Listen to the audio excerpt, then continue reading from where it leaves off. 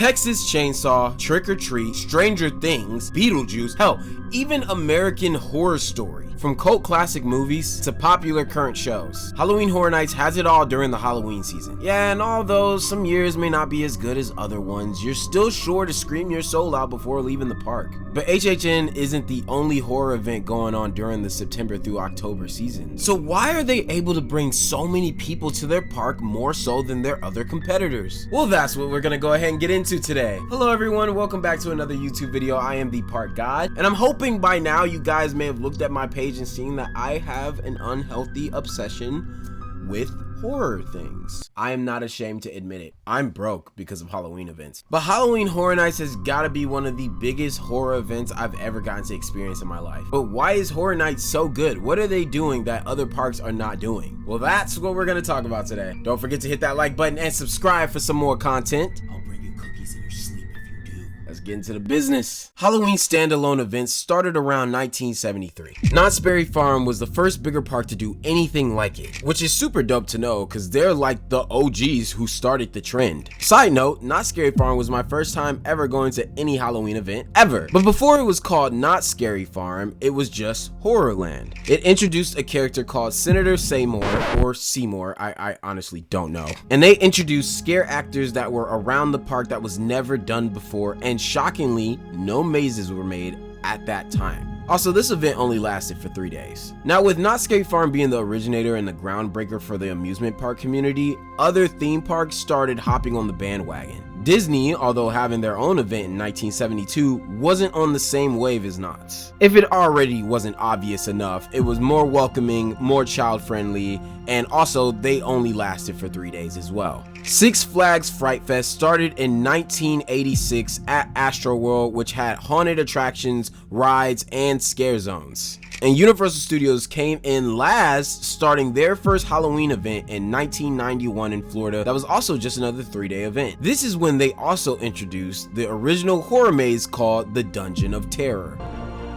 The Dungeon of Terror gave attendees an experience unlike anything ever seen before.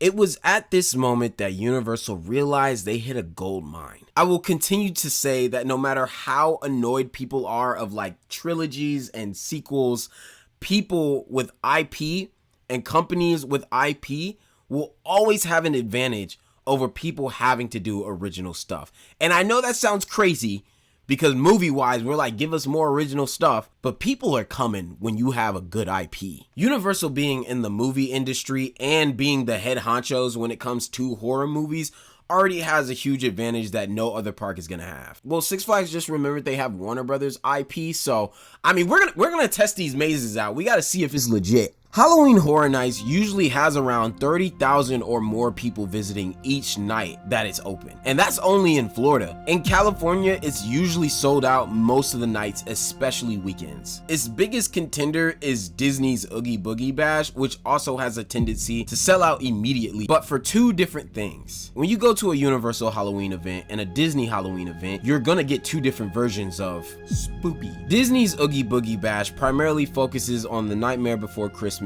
and meet and greets, special merch that's only sold during that time. They'll have shows going on and even special parades happening, but never do they dip into the actual scare factors because this is a family-friendly place. I've never in my life seen a 6-year-old at a Halloween Horror Nights event. In fact, I'm not even sure if they're even capable of doing that. Okay, actually, never mind, you can per se, but they don't recommend it. I'm taking my children there. Horror Nights to me has the defining factor of having a huge IP, which Six Flags is just starting to use this year, and what Knott's doesn't have, but also remains extremely scary at the same time, which is something Disney doesn't do, but they have the IP. But the biggest takeaway out of all of this is the fact that Universal makes movies, like actual sets. And because of this, they have better knowledge. Things like sound design, set making, costuming, score, scare actors, story outline of how the mazes should go, even the rights to establishments that they don't even own. This puts them on the #1 spot for you to go to multiple times during the Halloween season. Tell me another place that's not Hot Topic where you can go and get Chucky merch, get cool horror themed food, walk through musical artist inspired horror mazes, get an intensive workout going on the horror tour through sets. This is the only place I can go and eat a Homer Simpson donut and then also eat Texas Chainsaw Barbecue. Or I can go ahead and dap up my boy Mario after just surviving Michael Myers. It is a horror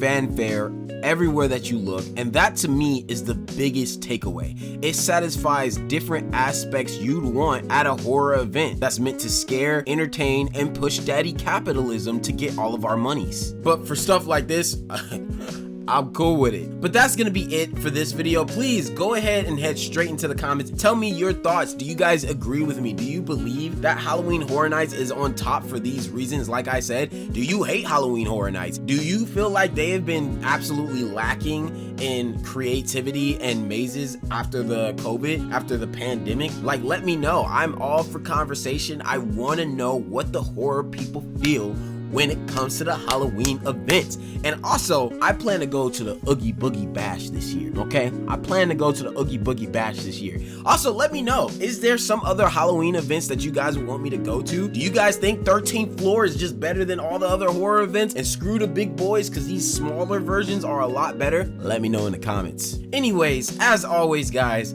I will see you in the lines. Peace.